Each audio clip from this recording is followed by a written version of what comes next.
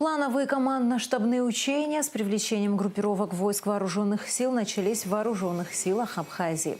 Цель – совершенствование практических навыков органов управления и сил в решении их задач, проверка готовности органов военного управления руководить силами в условиях быстро меняющейся обстановки, отработка слаженности войск. Особое внимание уделяется опыту современных вооруженных конфликтов, внедрению новых способов действий разведки с применением БПЛА и РЭБ.